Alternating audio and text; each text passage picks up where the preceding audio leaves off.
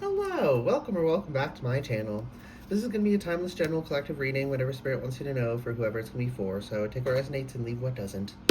Whenever you find this, if you resonate with the energy and it makes sense for you, that's perfectly fine. Consult your own intuition, so if you're getting into, kind of perfect for the part of the intro I want. Oh my goodness, what was I saying? Yeah, consult your own intuition, so if you get an intuitive hit during the reading, take that into account when interpreting your reading and practice your discernment always. Additionally, I channel in radical honesty, so if you're not here in radical self-honesty, personal responsibility, and accountability, then this is not the channel for you. Okay, now that the intro is finished, the High Priestess, I split the deck. The Six of Cups was on the bottom of the deck initially. Not that important, but it is kind of a nice, lovely energy that Spirit's telling us. Kind of try and be in this energy of balancing things, of sharing and giving, not just between yourself and others, but between yourself and aspects of yourself, because we're not just one thing. We are a conglomeration of all of our parts. So there has to be communication between those parts as well. You know, the inner adult and the inner child right now is what's really coming through. So playfulness is very, yeah. Spirit. I just heard bitch be playful. Okay. Anyway, and then I split the deck, and the High Priestess is here. The High Priestess, we love that. And as that came out while I was saying intuition, that's why I was like, oh, that's cool, because this is the card of intuition, right? I gotta let my dog outside. They're ringing the bell. Give me a minute. Okay, I'm back, and I failed deposit with the first attempt, and then when it finally worked, it was on 143, and 143 can be like text shorthand for I love you, because I is one, love is 4 letters, and you is 3 letters. So the divine loves you, obviously, you know. Your spirit team loves you, but it might not always, from a human perspective, feel like it, because when you're aware of the light and the dark, as the High Priestess is in every witch, polarity and duality, there's some there's some energy trying to interrupt. Someone's really mad that I'm talking about this. When you're connected into polarity and duality like that, which is just the nature of life, it's not some perversion, as much propaganda as there is to convince you otherwise in quote-unquote spiritual spaces. It's not truly spiritual, because true spirituality is pursuit of truth, right? Like the actual truth, which involves polarity and duality. Light and dark, up and down, left and right, forward and back, good and bad, beautiful and ugly, etc., etc., etc. As humans, we stupidly make a value judgment where one half is good and the other's bad, but that's not how it really works. So we don't like, I don't have a problem with it, but humanity in general tends to really struggle with this, right? And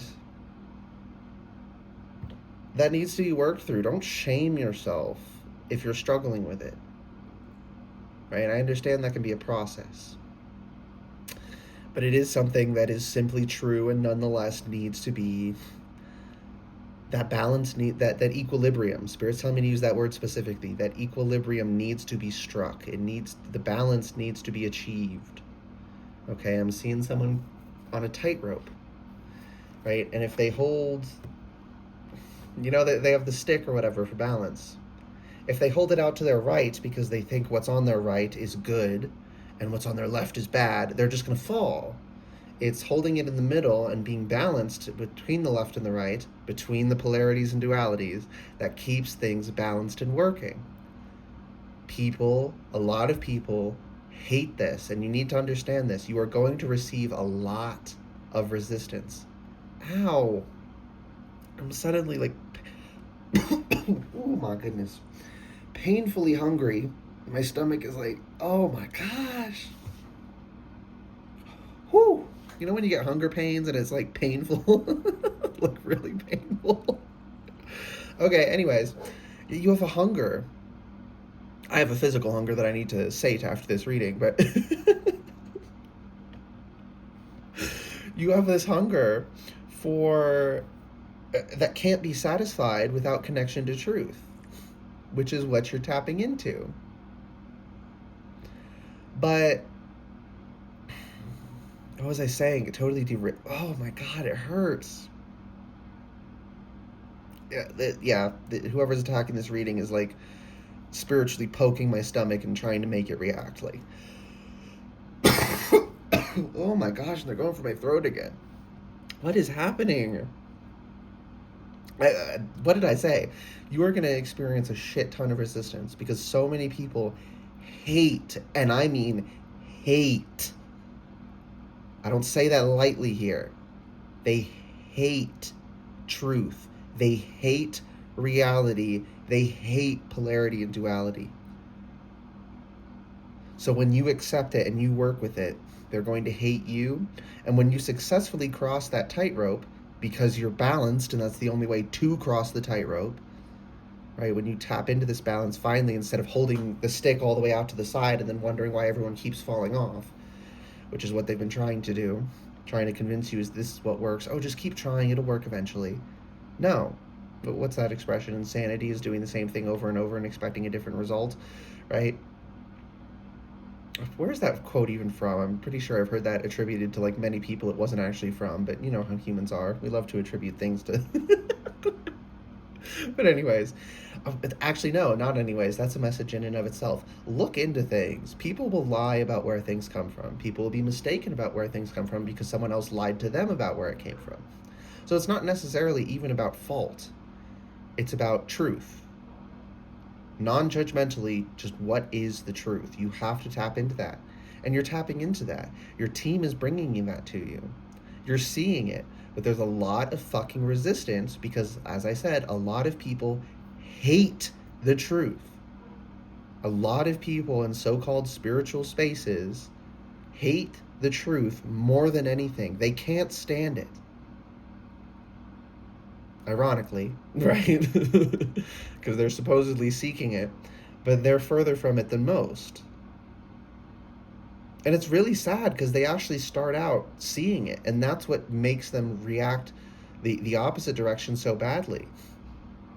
Is because they hate it, so they seek to suppress it. They think if they try hard enough, they can make the world change so that it doesn't require the opposite polarity, the part of it that they don't like. Right? They like one half of the polarity, they don't like the opposite half of it. Whatever polarity we're talking about. Every single polarity, usually. Because with this too simplistic black and white binary thinking, they tend to think anywhere there's a polarity and duality, which is literally everywhere, get over it, that's life, that one half is bad and one half is good. These people are miserable because they are disconnected from the very fundamental nature of reality itself. They're actively disconnecting themselves. But they are putting a hell of a lot of energy into maintaining that. Right? So, what else? Which the spirit just said take one off the top, but which top? This one? That was not one, but that's fine. The Knight of Wands. Again, the fire is trying to reach you as in passion energy. Spirit's trying to give you the motivation to go despite all of the people behind you clawing at you. Don't go across the tightrope. Stop holding your stick in the center and being balanced. It's going to reach you anyway. So be open to receiving it and receive it. Seven of Cups is under the Six of Cups.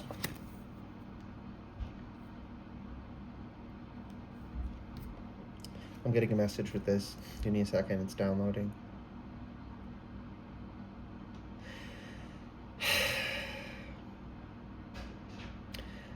So,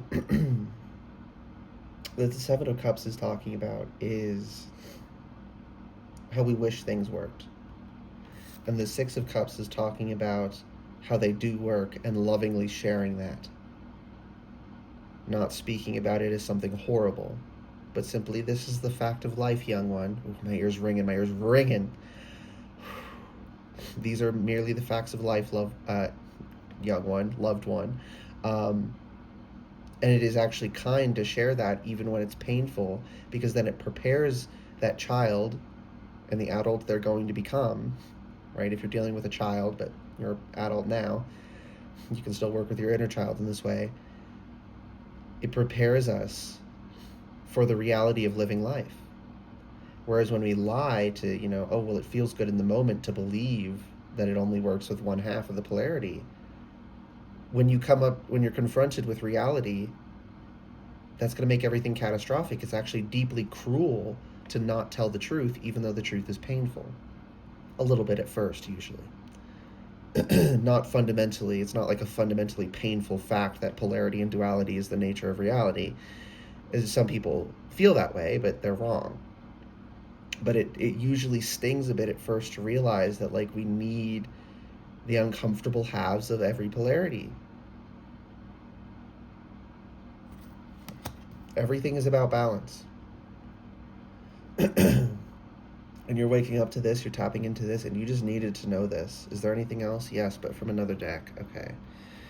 Wild Unknown Animal Spirit deck. There's something from this deck you need to hear, and then we're going to close it out. That's too many cards. I'm not taking all those. Okay. There's so much that could come through, and Spirit's saying to tap in your own time and your own intuition. Maybe if you have cards yourself, you could do your own readings as well. But just for this reading, right now, I want to get one, maybe two cards. Beaver, and we got two cards. Whale and Beaver, both water energies. So there's something about diving deep, and we have the light up here and the dark down here, diving into the dark, right? Whales go deep into the ocean, and beavers create deep water by building their dam. And then they go under the water to get into the dam. They build these safe build these safe structures, right?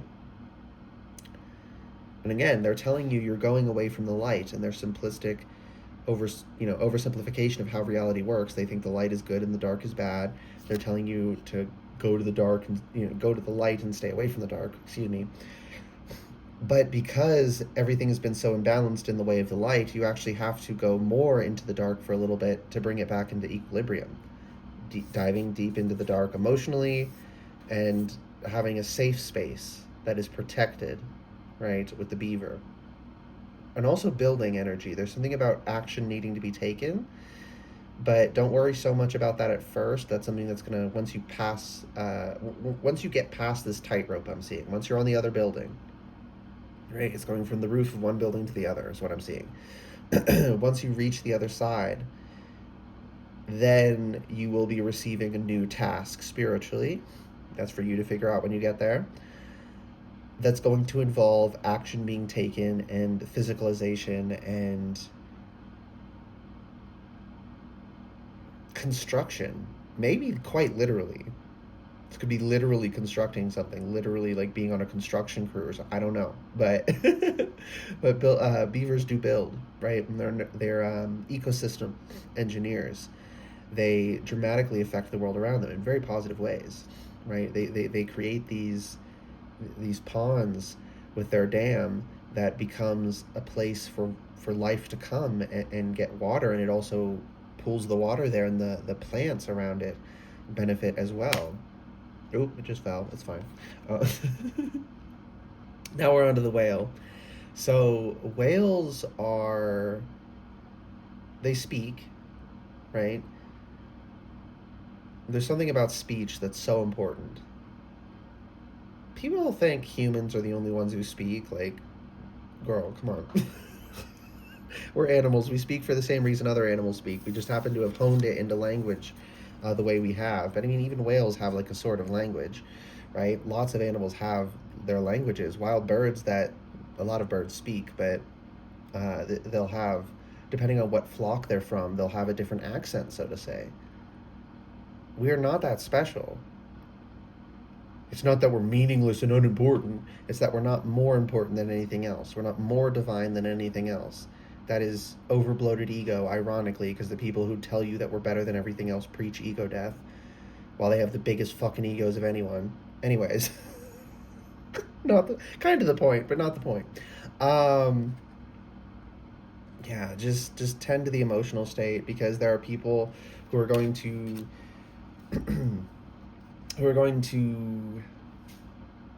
what's the word I'm looking for? It's like they're trying to hit you emotionally to keep you distracted from taking the physical action. So your focus needs to be on the emotional, and you need to shore that up in order to get what needs done. Okay, Spirit's telling me to leave it there. I hope this made sense for whoever it was for. Spirit's saying it's gonna, so whatever. I hope this reading resonated. It made sense for you. If it did resonate and it made make sense for you, please like the video, comment anything you want, and subscribe to the channel if you'd like to see more readings from me in the future. I'm getting all tongue-tied all of a sudden. Whatever. Goodbye, guys, and good luck.